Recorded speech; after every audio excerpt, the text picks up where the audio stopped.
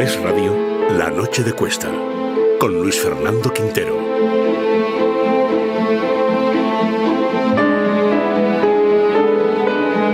Y como todos los lunes tenemos que repasar en Ni Olvido ni Perdón, algunas de las ignominias a las que este gobierno nos ha sometido a todos los españoles y también y muy especialmente a las víctimas del terrorismo. Y para hacer este repaso tan necesario como doloroso, porque no deja de ser doloroso tener que darnos cuenta y dar cuenta aquí en esta sección de qué manera se ha tratado a la memoria, a la dignidad y a la justicia de las víctimas del terrorismo por parte del gobierno de Sánchez y de sus socios, sostén, herederos, palmeros de los asesinos de ETA, no deja de ser un ejercicio complicado y un ejercicio que no nos gusta hacer. Pero para ello tenemos a don Daniel Portero, que ya nos escucha. Daniel, ¿qué tal? ¿Cómo estás?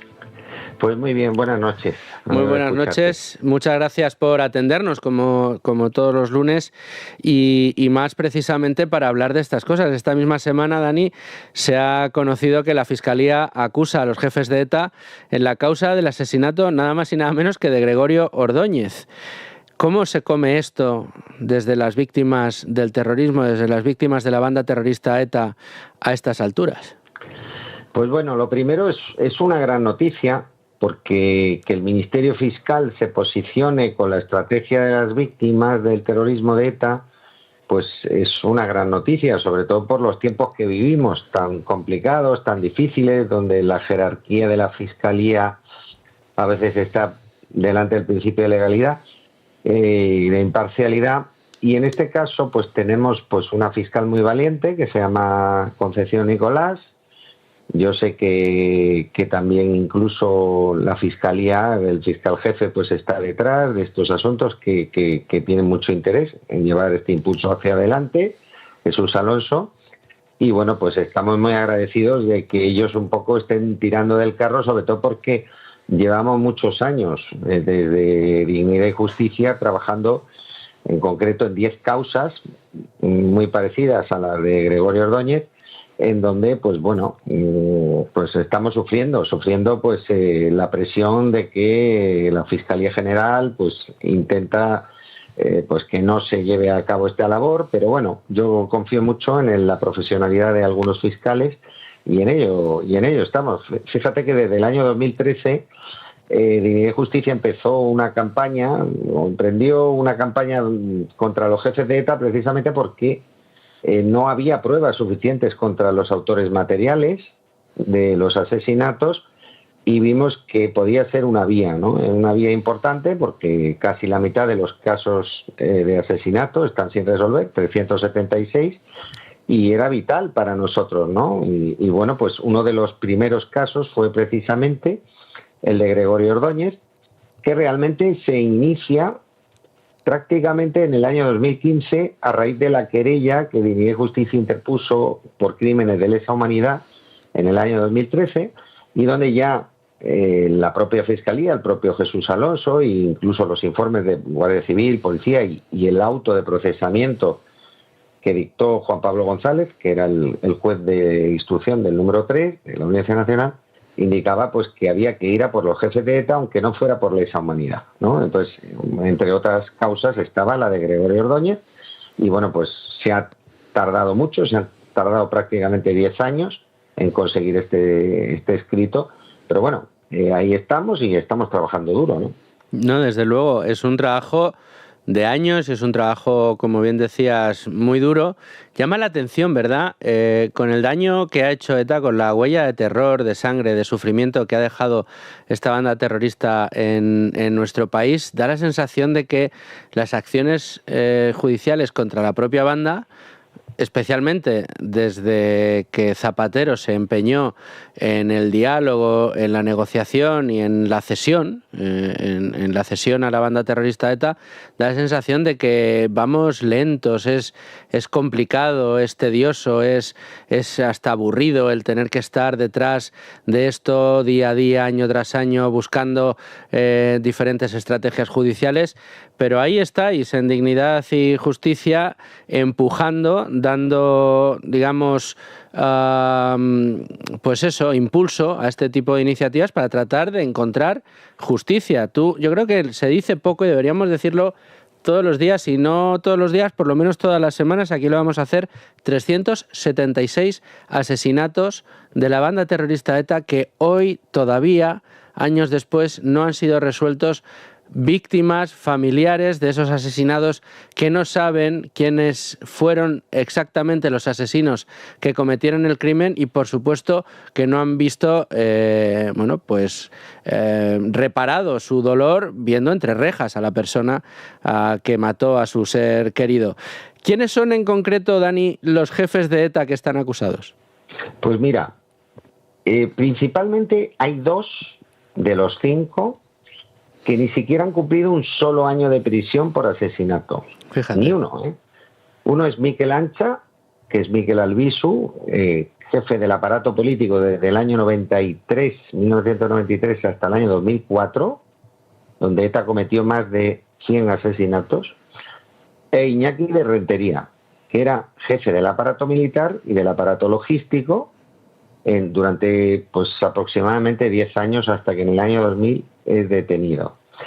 Estos 2 no tienen un solo año de cárcel por delito de sangre. Este es uno de los juicios donde van a ir para adelante, como se suele decir últimamente, y precisamente por justicia, ¿no? También Correcto. están procesados e imputados en el asesinato de Miguel Ángel Blanco, secuestro y asesinato de Miguel Ángel Blanco, y en otros casos que también llamamos contra los jefes. Otros son Pototo, que es Achurre Urola y Aguirre Lete, que eran jefes del aparato logístico principalmente, que sí han cumplido por asesinato y por secuestro. En el caso de Ortega Lara, por ejemplo, estos 2 cumplieron bastantes años. Y luego Cantauri era el jefe del aparato, que es Javier Arizkurien Ruiz, que es el único de los 5 que actualmente está en prisión, porque los otros 4 están en su casita. Vamos a dar datos logísticos y de localización. Iñaki Rentería está en San Sebastián, vive en San Sebastián. Mikel Antza vive en un pueblecito de Navarra. Y a Churregurola y Pototo y Aguirre Lete igual, están en Vizcaya. Sin embargo, Cantauri está en la cárcel de Pamplona, pero con el 100.2, es decir, una semilibertad, es decir, básicamente saliendo lunes, miércoles, viernes y fin de semana, como le da la gana, y digamos justificándolo en que pues bueno, que tiene que ir a clases de yoga y ese tipo de cosas que le permite la Consejería Socialista del Gobierno vasco, y por supuesto en este caso pues bueno, el Gobierno español, que es quien cedió todas las competencias, ¿no? Y así desgraciadamente es lo que tenemos. Oye, vamos a recordar cómo fue ese asesinato de Gregorio Ordóñez, ese maldito asesinato de Gregorio Ordóñez, y qué fue lo que significó tanto en España como en el seno de la banda terrorista ETA, porque ETA cambió la estrategia de sus asesinatos, ¿no? Sí, mira, el 23 de enero de 1995, el Comando Donosti, que estaba formado por Chapote y principalmente, y bueno, Valentín Lasarte, que fue el que señaló dónde estaba, en el restaurante La Cepa, a Chapote, que fue quien disparó contra Gregorio Ordóñez, fueron los autores materiales, ¿no? Pero bueno, ¿qué pasaba? Pues que en aquella época, justo en esa época, tanto Batasuna como ETA estaban en un proceso de cambio sobre la estrategia de los asesinatos y de la fuerza que tenía cada uno que hacer. Batasuna era institucional, es decir, donde estaba, que era el Parlamento Vasco, en los pueblos, como concejalía, y por supuesto, una gran labor que hizo dentro del entramado asesino fue señalar objetivos, entre otros, pues ya sabemos que a Gregorio Ordóñez, ¿no? Gregorio, a través de un trabajo formidable, había logrado que el PP hubiera ganado pues en San Sebastián las elecciones europeas, unos meses antes, 6 meses en concreto, incluso por delante de Ribatasuna, ¿no? E incluso en octubre de 1994 había ganado el PP en las autonómicas vascas, ¿no? Y a distancia del Partido Nacionalista Vasco y de Herri Batasuna, ¿no? Es decir, él se estaba marcando como un líder dentro de San Sebastián y él iba a ser el candidato a las elecciones municipales al Ayuntamiento de San Sebastián en mayo de 1995. ETA lo marcó, Batasuna lo señaló y fue asesinado. ¿Por qué? Porque ETA necesitaba un cambio. ETA sabía que matando guardias civiles, policías nacionales y militares no era suficiente. Necesitaba una víctima, una primera víctima de gran relevancia, y desgraciadamente Gregorio fue esa víctima por esa gran popularidad que tenía. Él hubiera sido un gran líder si hubiera vivido. Era muy valiente, era una persona que no tenía miedo. Quizá el hecho de no tener miedo fue su talón de Aquiles, porque yo conozco amigos suyos, incluso son compañeros míos en la Asamblea de Madrid, que son diputados igual que yo en la Asamblea de Madrid por el Partido Popular, que estaban con él en aquella época y que se lo decían, que no se podía ser tan valiente con ETA, ¿no? Y ETA le señaló. Bueno, me refiero en concreto a Álvaro Moraga, que Álvaro Moraga es diputado de la Asamblea de Madrid, y que él era amigo íntimo de Gregorio, y hemos hablado muchísimo de Gregorio, ¿no? Y Gregorio, eso es lo que tenía. Gregorio era una persona muy valiente, muy popular. ETA le señaló, y fue cuando marcó esa estrategia de esa desestabilización y lo que él llamó socialización del sufrimiento, ¿no?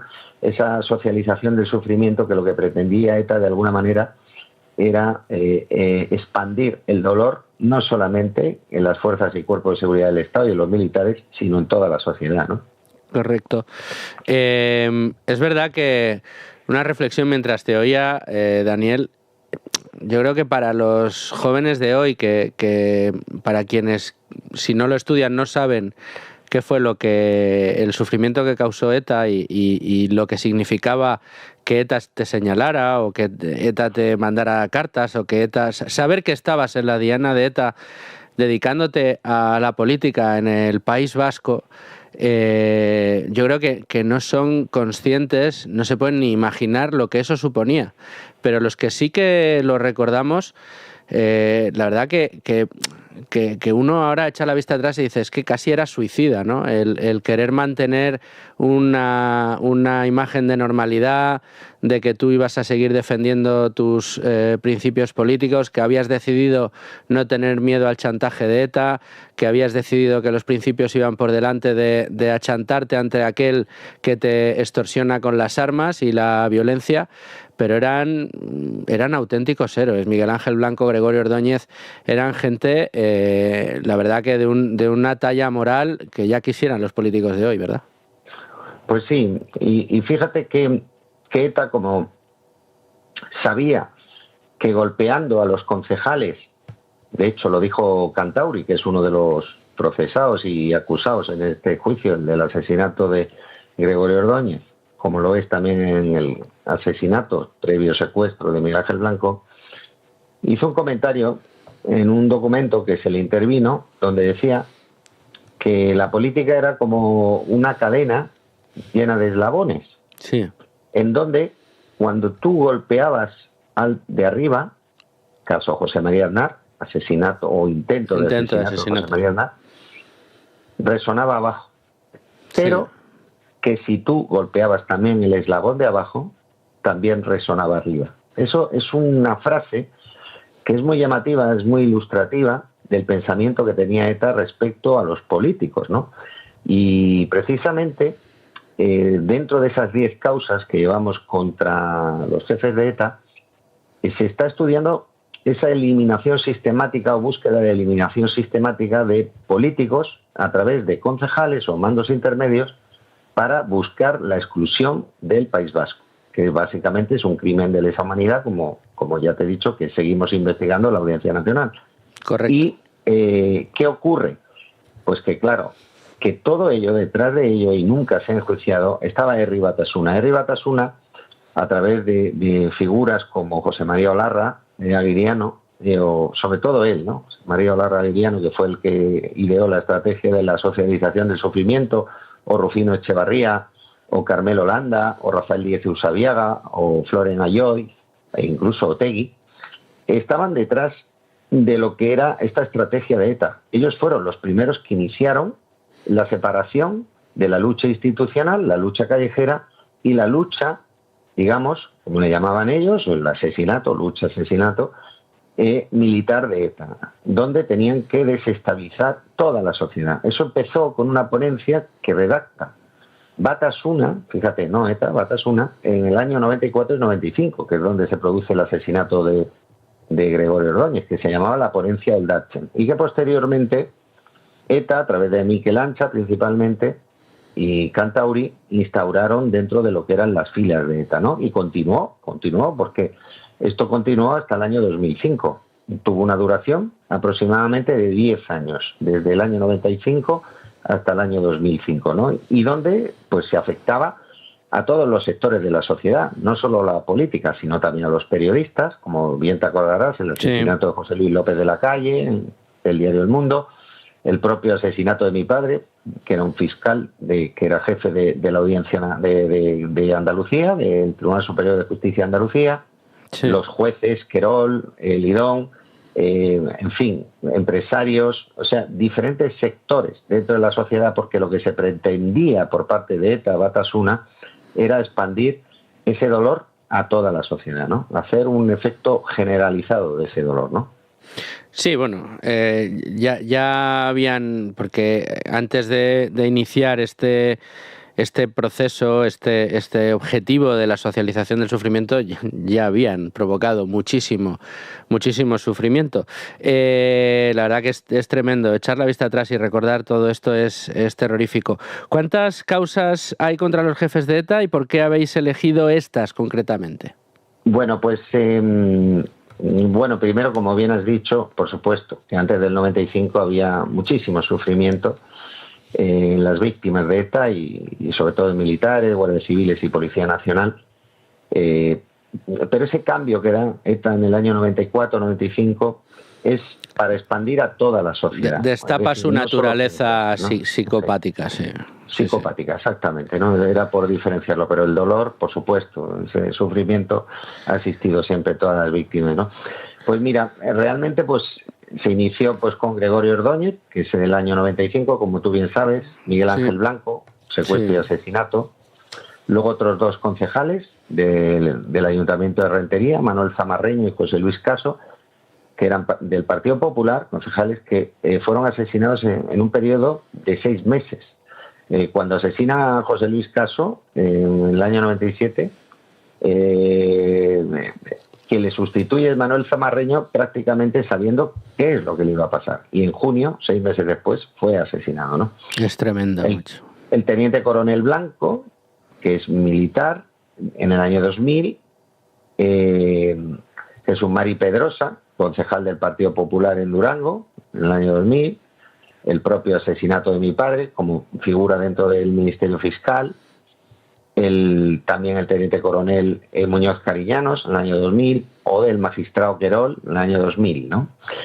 Pero también hemos querido que se vea claramente cómo el cuartel del cual hablamos la semana pasada, el cuartel de la Guardia Civil de Santa Pola, en el año 2002, fue una estrategia de la cúpula de ETA, precisamente por la ilegalización de Batasuna, Herri Batasuna y Euskal Herritarrok.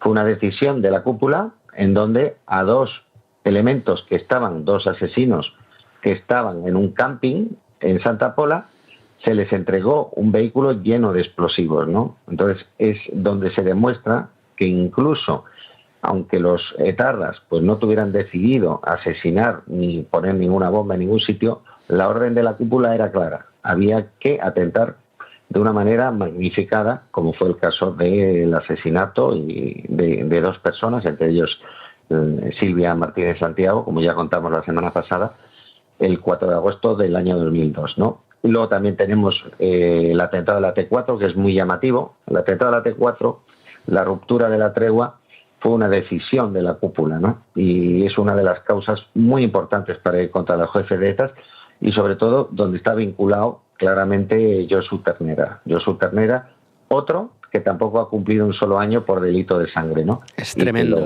y de luego lo merece, ¿no? Y, por supuesto, el último asesinato, que la investigación está resultando muy tediosa y complicada, que es el asesinato en Palmanova, en Mallorca, en el año 2009, de los dos guardias civiles, Diego Salvá y José Antonio Sáenz de Tejada, en donde pues la decisión la toma la cúpula de ETA, en concreto Miquel Carreras Arobe, y donde, apoyándose en los núcleos independentistas y separatistas mallorquines, tuvieron la logística suficiente para asesinar a estos dos guardias civiles, ¿no?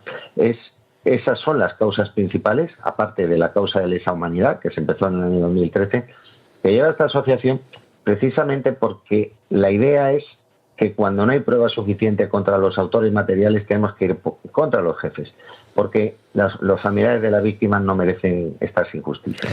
Eso por delante y siempre. La Fiscalía propone 2 testigos protegidos. ¿En qué consiste esta estrategia?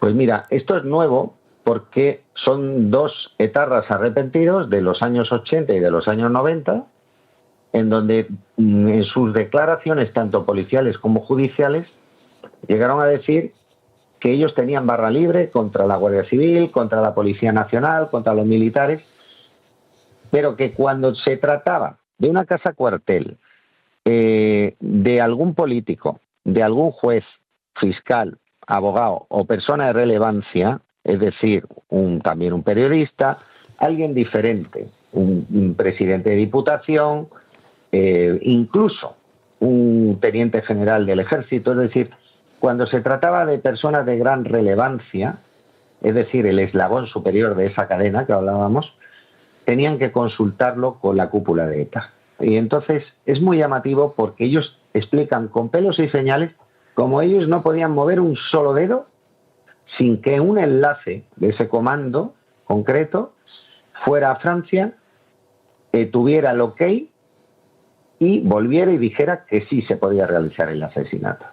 Entonces, esto es clave para imputar a los jefes y sobre todo es clave cuando no hay prueba suficiente. Piensa que a finales de los 70 y principios de los 80 casi había un asesinato por día, o cada 2 días, con lo cual a la policía no le daba tiempo de investigar. Pero lo que sí se sabe y se conoce es cómo estaban formadas las cúpulas desde entonces. Y por eso es tan importante ir esas contra testificales, ¿no? Desde luego. Es curioso, cuando Mariano Alonso y yo iniciamos la investigación sobre la figura de Arnaldo Otegi, de su trayectoria criminal dentro de la banda terrorista, una de las cosas que a mí más me llamó la atención era el peso de la jerarquía dentro de la propia banda y de cómo había que validarlo absolutamente todo y cómo precisamente Otegi va escalando hasta que consigue llamar la atención de la cúpula de la banda y luego posteriormente, bueno, pues forma parte de los órganos de decisión. Y también me llamaba la atención cómo se quedaba todo registrado en documentos y en carpetas que luego fueron clave, ¿no?, para el procesamiento judicial que vivió Arnaldo Otegi. Es muy curioso esa parte. Pero, Daniel, nos estamos acercando al final de la sección y del programa y no podemos dejar de recordar a las víctimas de ETA que murieron a lo largo de estos últimos años en esta semana en la que nos encontramos, del 10 de agosto al 17. Vamos a repasar quiénes fueron.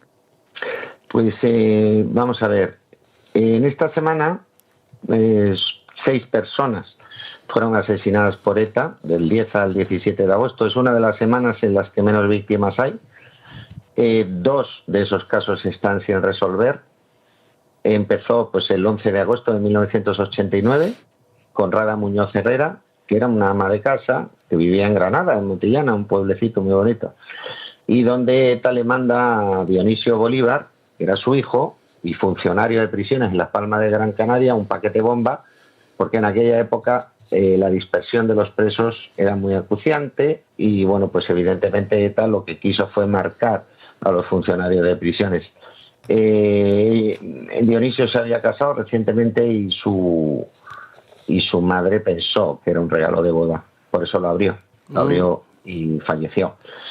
Hay culpables, que es Jacques Segnal, pues Paquito también y Fiti, ¿no? Erostable, ¿no? El 13 de agosto de 1979, un policía municipal de Portugalete, en Vizcaya, Manuel Ferreira, pues murió tiroteado a bocajarro desde un coche mientras regulaba el tráfico en las fiestas patronales, ¿no? De Portugalete, ¿no?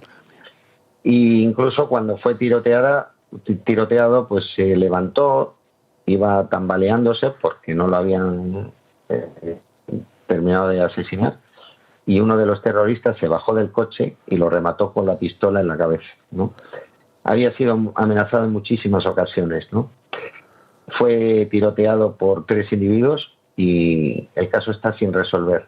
Hace casi 40 años que no hay diligencias de investigación al respecto. Qué fuerte, me parece. 16 de agosto de 1979. Dani, solo una... Sí. Para que veamos la impunidad con la que se sabía esta gente, 40 años sin resolver. Los terroristas no siguieron y se ocultaron en el coche y trataron de desaparecer. Se pararon cuando estaba el señor Ferreira en mitad de la calle regulando el tráfico, se bajó del coche y lo remató con un tiro en la cabeza a vista de todos los que allí estaban. Y no sin testigos. Resolver. Es que es impresionante. Nadie fue a declarar. No hubo ni un solo testigo, a pesar de que nosotros tenemos nuestras sospechas de qué comando fue. Pero claro, evidentemente, si no hay testigos y nadie declara ni nadie dice nada, pues eso no ayuda absolutamente nada. Es terrible. Pues fíjate que unos días después, o sea, el 16.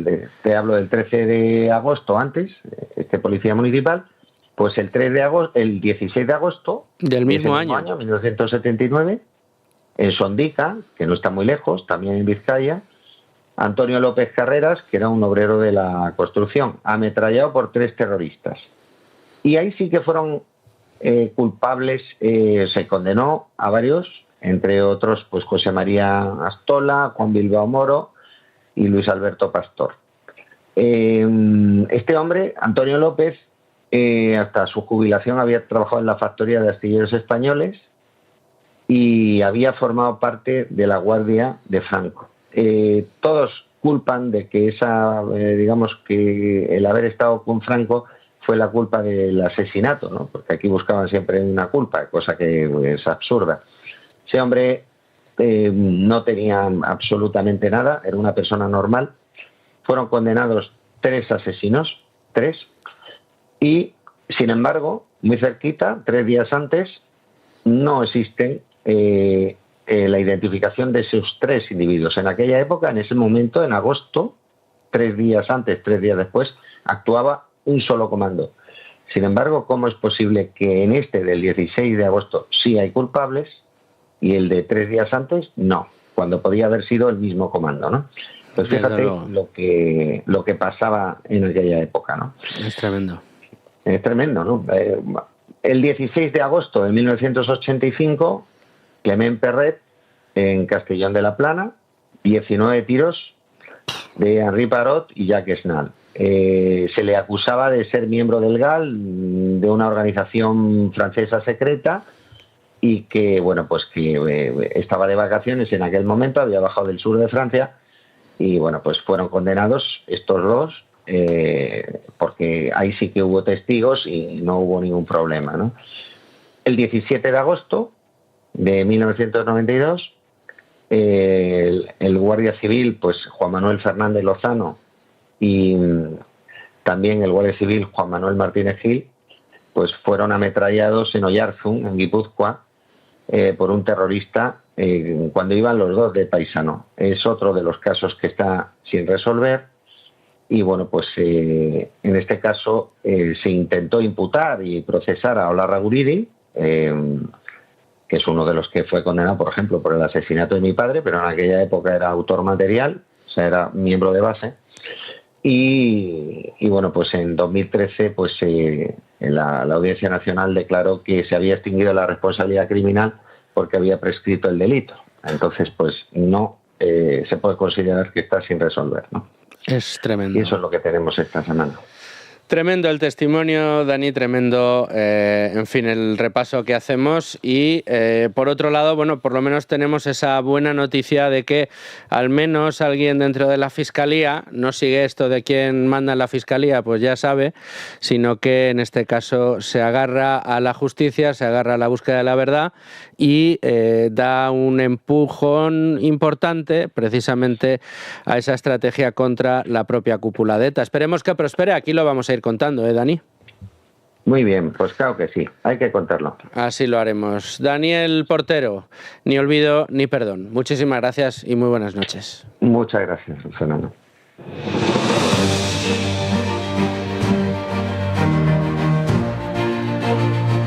Con Daniel Portero y este recuerdo necesario a las víctimas de ETA, a las víctimas del terrorismo, de esa banda terrorífica que ha sembrado el terror en nuestro país durante años y de los que todavía tenemos 376 asesinatos sin resolver. Con este recuerdo nos vamos, despedimos el programa.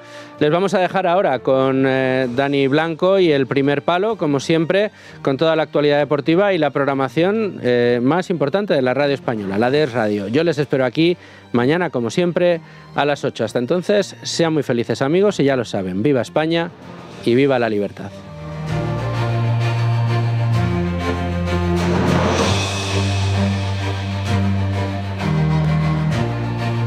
La noche de Cuesta, con Luis Fernando Quintero.